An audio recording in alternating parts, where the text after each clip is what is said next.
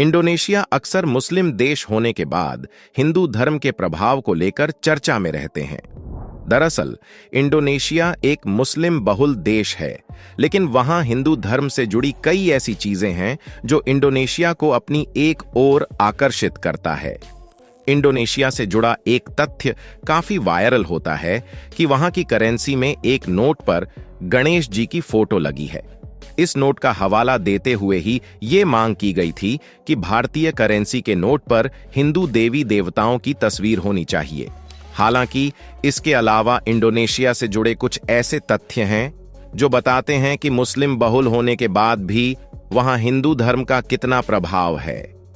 Indonesia को मुस्लिम देश इसलिए कहा जाता है क्योंकि यहां की करीब 87 से 88% आबादी मुस्लिम है। रिपोर्ट्स के अनुसार यहां करीब 231 मिलियन मुस्लिम रहते हैं, जो किसी एक देश में सबसे ज्यादा है। दुनिया भर के मुसलमानों का एक बड़ा वर्ग इंडोनेशिया में ही रहता है, लेकिन यहां हिंदू धर्म का भी काफी प्रभाव है, जबकि उनकी संख्या काफी कम है। हिंदू धर्म का प्रभाव इतना है कि लोग यहां हिंदू देवी देवताओं को मानते हैं और मुस्लिम हिंदू नाम रखना पसंद करते हैं। इंडोनेशिया कई द्वीपों से मिलकर बना देश है और उन्हीं में से एक द्वीपों की श्रृंखला है फ्लोर्स आइलैंड, जो नुसा तिनगारा द्वीप समूह में आता है। साल 2012 27 अगस्त को यूनेस्को द्वारा इस गांव को इसकी परंपरा के अनुसार टॉप अवार्ड से बैंकॉक में सम्मानित किया गया था। इस गांव की सबसे मुख्य विशेषता है इनके अनोखे घर, जिन्हें यह लोग मबारू नियांग कहते हैं। यह घर दिखने में शंकु आकार होते हैं, जैसे एक बड़ी सी टोपी जिसे बच्चे अपने जन्मदिन पर लगाते हैं। इन घरों की छत सीधा जमीन को छूती है और छत से नीचे जमीन तक पूरी तरह से लोंटार छप्पर से ढके हुए हैं। इन घरों को 5 भागों में बांटा गया है, जिसमें हर एक भाग अपने खास चीज के लिए है। जैसे कि पहला भाग, जिसे यह लोग लुतुर या टेंट कहा जाता है, यहाँ परिवार रहता है। दूसरे भाग को यह लोग लोबो कहते हैं, जहाँ खाना और दूसरे सामान रखे जाते हैं। तीसरे भाग को लेंटर कहा जाता है और यह हिस्सा अगली फसल के बीजों को रखने के लिए इस्तेमाल किया जाता है।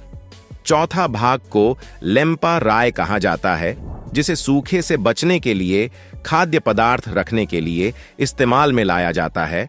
और आखिरी में 5वां और घर का सबसे ऊपरी भाग आता है, जिसे हेकांग कोड़े कहा जाता है। यह लोग इस भाग को सबसे पवित्र मानते हैं और यहाँ अपने पूर्वजों को प्रसाद चढ़ाते हैं। इस वेरबो गांव में केवल 7 घर है। इसके अलावा एक घर और है, जहां गांव के सभी लोग अपने त्योहार, समारोह और अनुष्ठान के लिए इकट्ठा होते हैं। इस घर में ऐतिहासिक ढोल रखे गए हैं जो सैकड़ों साल पुराने हैं। इस गांव के लोग पीने का पानी झरनों और पहाड़ों से उत्पन्न होने वाले पानी के रूप में करते हैं। इस वेरबो गांव में कुल मिलाकर 44 लोग रहते हैं, जिनकी मुख्य रूप से आय कृषि है और यह लोग काफी लौंग और चेरी उगाते हैं। इस गांव की महिलाएं इन कामों में पूरी तरह से सहयोग करती हैं। आज भी वेरबो गांव के लोग अपना जीवन पूर्वजों के सिद्धांतों पर जीने में यकीन रखते हैं। यहाँ आपको कोई भी मशीन, मोबाइल, इंटरनेट, सड़क और गाड़ी नहीं देखने को मिलेगी। आज भी यह लोग सैकड़ों साल पहले के तरीकों को अपनाते हुए प्रकृति के सहारे ही जीते हैं। गांव के लोग मक्का और कसावा खाना पसंद करते हैं, लेकिन गांव के आसपास वे कॉफी, वेनिला और दालचीनी के पौधे लगाते हैं, जिन्हें वे लगभग 15 किमी दूर स्थित बाजार में बेचते हैं। गांव से दूर, हालांकि हाल ही में वे रेबो अंतर्राष्ट्रीय इको टूरिज्म उत्साही लोगों के लिए एक पर्यटन स्थल के रूप में लोकप्रियता में बढ़ गया है और इससे गांव के आर्थिक कल्याण में वृद्धि हुई है।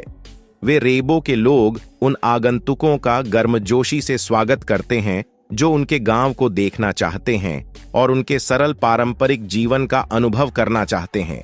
कुछ सालों में जब बाहरी लोगों ने इस गांव के बारे में जाना, तो वह यहाँ टूरिस्ट बनकर आए और कुछ दिन रहने के बाद उनका कहना था कि इससे पहले कभी भी ऐसा उन्होंने अनुभव महसूस नहीं किया। शांति और प्राकृतिक सुंदरता के एहसास इससे बेहतर कहीं और हो ही नहीं सकता। यहाँ के लोग काफी मिलनसार होते हैं और बाहर के लोगों को एक अलग दुनिया का एहसास करने में भी साथ देते हैं। अगर आप कभी इंडोनेशिया के सफर पर निकले तो इस वेरबो विलेज को विजिट करना ना भूले। आपको जानकर हैरानी होगी कि इस गांव में मुख्य रूप से केवल 7 घर हैं। वेरबो पूरी तरह से मनोरम पहाड़ों और तोड़ों के घने जंगलों से घिरा हुआ है।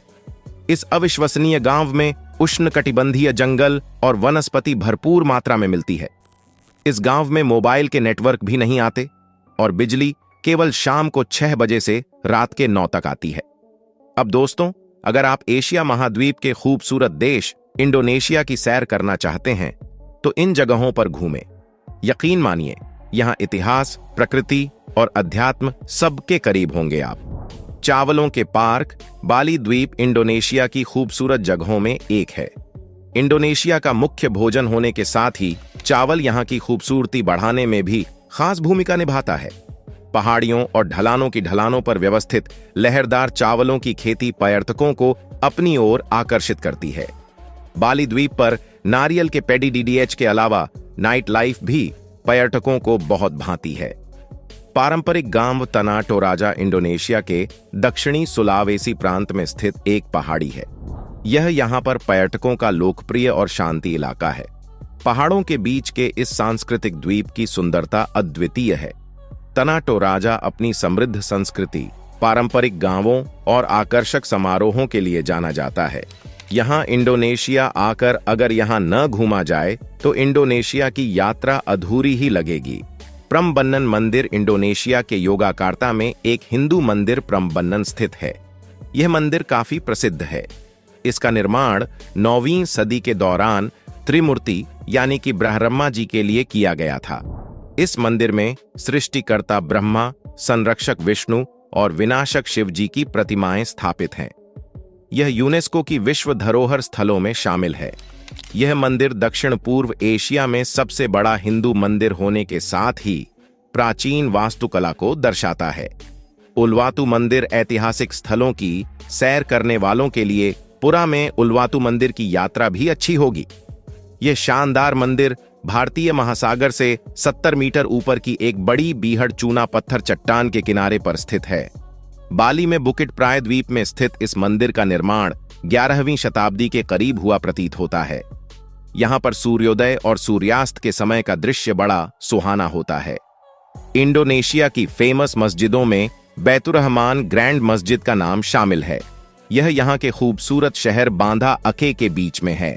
बैतुर्रहमान ग्रैंड मस्जिद बांदा अके के लोगों के बीच समृद्धि, धर्म और संस्कृति का एक महत्वपूर्ण प्रतीक है। अगर आपने आज हमारी वीडियो में कुछ नया देखा, कुछ नया सीखा, तो इसे ज्यादा से ज्यादा लाइक, शेयर करें और चैनल को सब्सक्राइब कर बेल आइकन जरूर दबा दें। मिलते हैं आपसे फिर किसी नई वीडियो में। आपका धन्यवाद।